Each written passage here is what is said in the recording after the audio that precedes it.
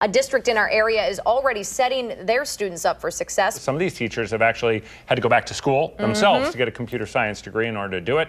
Pecatonica's superintendent, Dr. Jill Underley, is here to talk about the opportunities. When you think about what high schools do and they prepare students for college, a lot of children are going to college unprepared. If they want to major in computer science, to actually have the coursework behind them to be successful. And in our back to school coverage this morning, we are talking about the Learning to Breathe program and other programs in place in Middleton in particular. Starting to kind of validate their experience of stress. What does it feel like to be heading back to school or to be heading into this tournament? What does that even feel like in your body? And it's helping students gain more control and develop these healthy habits. Because what we're doing is kind of coming in and going, hey, we hear you and we're listening and we're going to try to provide you with some opportunities just right on site to learn how to cope and reframe this stress. A lot of planning that goes into starting a new school year. I have a little girl, a 5-year-old who's going to kindergarten, who I think it's safe to say is very anxious right now. So it's important to be supportive, but there's a line between supportive and reassuring too much so that the kid feels like, these are my difficulties, these are my worries, what can I do? We want to decrease the unknowns. We want to increase the predictability and feeling that I'm ready, right? That's really what we want, in that sense, I'm ready for what comes up. When I went to school, grade school, this was probably a page or two. Show people how many different variations of things you now have. Well, as you can see, this is a pretty thick binder. Everything that we can possibly imagine that could happen at any one of our schools. We have a procedure whereby when there's a fire drill, teachers know immediately what to do. In our school, they grab this E folder, E for emergency. They take the kids outside.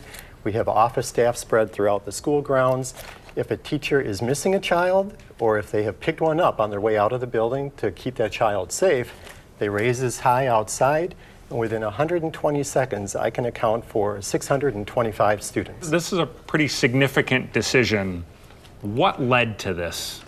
Well, we have a pretty good participation rate in Evansville, but we also recognize there are students in our school district that can't participate because they can't afford it. The research will tell us over and over, the more kids that are involved in activities, the more connected they are to our schools. Kids are now being put back in close quarters. What should parents really be telling their kids? Yeah, this is a great time to remind parents things like simple hand washing, disinfecting protocols. So definitely reminding children to wash their hands. Definitely sticking little hand sanitizers in their backpack or in their desks. Healthy diet, lots of sleep. The more you burn, the more you learn. So studies are showing that kids that have at least 60 minutes of physical activity actually have better grades and learn more. Kids do a lot of kind of gross things, but just reminding them that, again, keeping your hands to yourself or washing, disinfecting, things like that is kind of germ etiquette 101. We were talking about water fountains and faucets, so definitely keeping a safe distance from that and trying not to really share snacks and drinks. Now, experts say that kids shouldn't carry more than 10%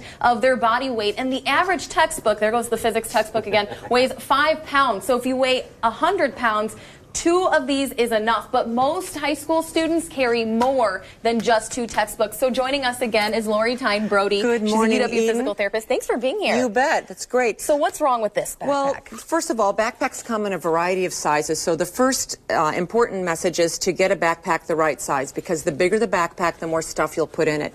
This backpack is not packed correctly because the heaviest item is farther away from the back. The heavier item should be closest to the back. So you would want your backpack to slip on easily. It shouldn't rest any lower than your waist or the top of your buttocks. It should be comfortable on your shoulders.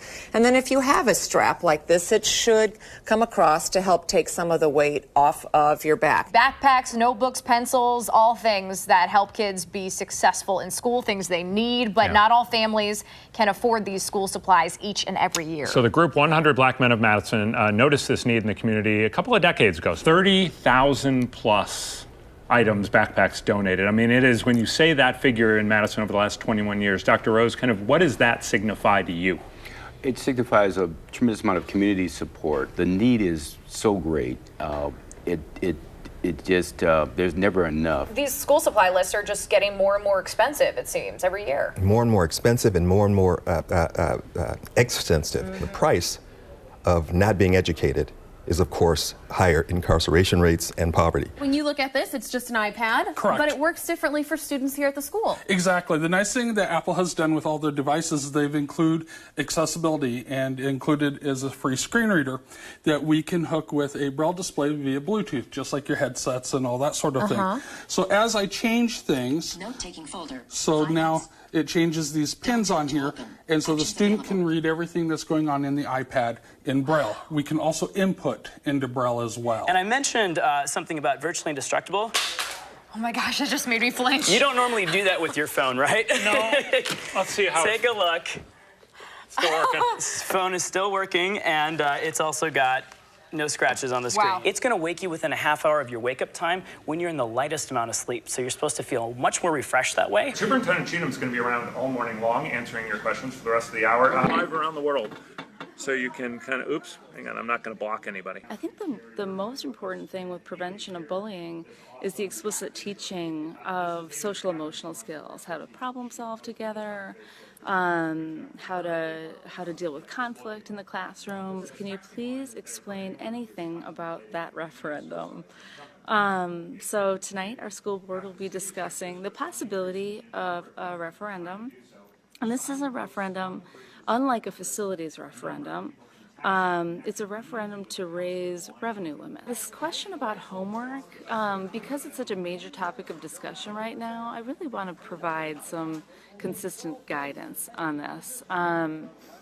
I do think that students shouldn't be overburdened with homework, but I do think there's a skill set related to homework. If they don't like it, it's in the garbage, believe me. And if it's too hard to eat and they can't eat it fast enough, it's in the garbage. It's all separate, and it's all kept cold in this cute little bento box. Each lunch should have protein in it, so you have somehow you got to get the protein. So we've got the yogurt, we've got an egg here, I've got hummus here. And then some of the broccoli.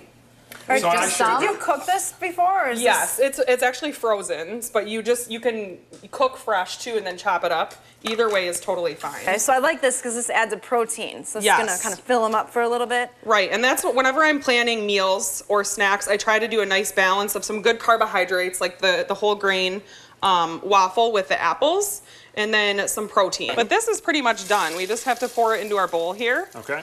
And super easy. You could do like a marinara sauce if you didn't have time to make tomato sauce or anything along those lines. And if you want a little extra flavor with your veggies, you could saute them first. Oh yeah, it's a great idea. Yeah, but if you don't have a lot of time and you're just kind of throwing it together. Yep, I will be sparse with the mushrooms just for you, Chef Julie. Thank you. Eden Checkles in Studio C with some professional advice on lighting. So if you're going to take a picture of your child inside, make sure they're facing towards a window so that nice window light shines on their face and you get those beautiful catch lights in their eyes. And if you don't have a backdrop to use, don't hesitate to use a wall that's in a neutral color so that their outfit and their face is the focus. I don't know if you guys recognize this young girl. Is my hair okay for this shot? Okay, beautiful. Thank goodness. Teachers spend days and a lot of dollars decorating their classrooms for the school year, and usually there's always a reason behind the theme they choose. Yeah, so it is the first day of school. Our back-to-school coverage continues this morning. News 3 this morning, reporter Eden Checkle took a trip to Midvale Elementary School. Whitmore says the superhero theme goes beyond the colorful capes and festive masks. It's about highlighting student strengths. All children have some kind of superpower, whether it's reading, good at reading, good at math, good at PE, good at music. And so my job is to find that superpower and to bring it out. And really the goal is to get kids thinking about what it is that they are good at as they enter the school year. Now I printed one off for us here at News 3. Just want to show you guys. It says News 3 crew. News 3 this morning crew is good at waking up early. I think we can see that about everyone on our staff. We've been prepping for this for weeks now. Crossing guards play a critical role in making sure your kids make it to and from school safely. Last year, 375 tickets were handed out to drivers who failed to stop in school zones. What do you want drivers to keep in mind this morning?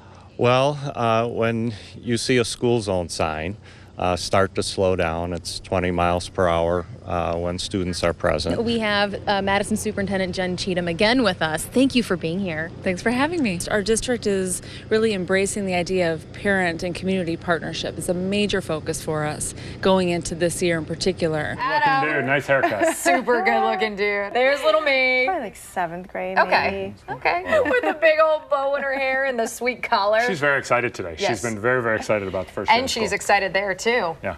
Yeah. A beautiful day coming up. A beautiful day. Sunshine this afternoon, low 70s. All right, everybody, have a wonderful day. We'll see you tomorrow morning on News 3 This Morning.